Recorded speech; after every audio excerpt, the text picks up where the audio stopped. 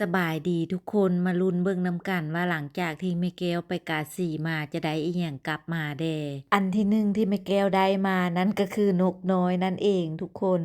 นกน้อยก็บ่ได้น้อยหลาได้เนาะมีแต่ตัวตุ้ยๆซะตัวใดก็ได้ส่วนอันที่สองจะเป็นเห็ดกระตันหรือว่าเห็ดหูหนูสำหรับเห็ดที่แม่แก้วได้มานี่ก็จะเป็นเห็ดที่เกิดเองตามธรรมชาติได้นี่นะทุกคนปัจจุบันนี้ก็ซอกหากินยากแล้วก็โดนๆก็จึงได้เจอได้เห็นเทื่อหนึ่งส่วนอันที่สามจะเป็นเครื่องซ่อนจำพวกแมงอีเหนี่ยวแมงตับเต่าแมงสีเสียดกุ้งน้อยป่าน้อยจังซี่หั่นแหละส่วนอันที่สี่จะเป็นแมงแค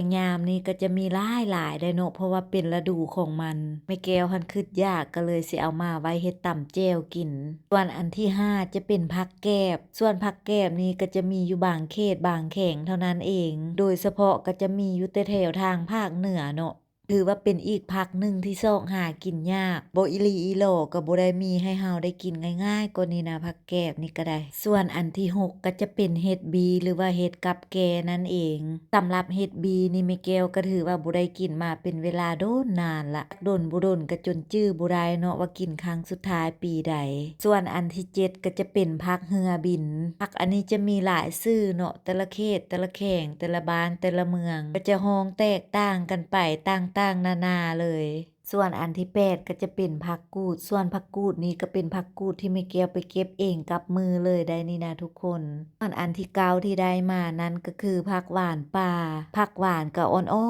นๆงามๆเลยตาแซ่บขนาดกันยังวะส่วนอันที่10นี่ก็จะเป็นผักแวน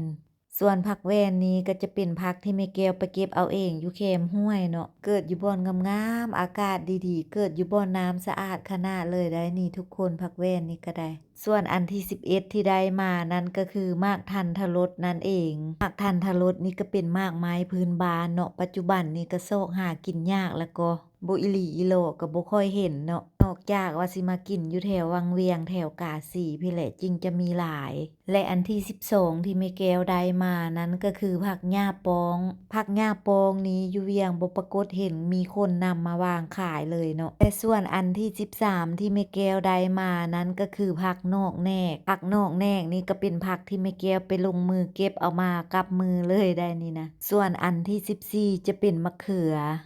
อันนี้ก็ถือว่าเป็นมะเขือที่ซอกหากินยากเนาะโดนๆก็จริงสิเห็นเทื่อนึงแม่แก้วหันมักเอามาเฮ็ดแจ่วกินเพราะว่ามันหวานมันหอมดีที่จริงก็อยากได้หลายก้อนนี้อยู่ใดแต่เมื่อตลาดและมันมีแต่เท่านี้เนาะส่วนอันที่15ที่แม่แก้วได้มานั้นก็คือมักฮุงสามักฮุงสานี้มีไผเคยกินบ่ทุกคนรสชาติของมันก็จะออกคล้ายๆกันกับมากของมากมันต้นเนาะแต่ว่ามักฮุงสานี้จะมีสารไซยาไนด์เนาะถ้าผู้ใดที่บ่ฮู้วิธีนำมาเฮ็ดกินเนาะก็อาจจะเบื่อจะเมาได้แต่อันที่16ที่ได้มานั้นก็คือมักแตงไห้นอกจากนี้ก็ยังมีหลายอันเนาะจำพวกผักกะหล่ำผู้เขียดตูป่าจำพวกแบบนี้หั่นแหละแต่สำหรับเครื่องทั้งมื้อที่แม่แก้วได้มานั้นส่วนจะนำมาเฮ็ดเมนูใดนั้นก็อย่าลืมติดตามรับเบิ่งรับชมนำกันเด้อทุกคนสำหรับคลิปวิดีโอนี้ขอจบเพียงเท่านี้แล้วพบกันในคลิปใหม่ก่อนไปขออวยพรให้ทุกคนจงใช้ชีวิต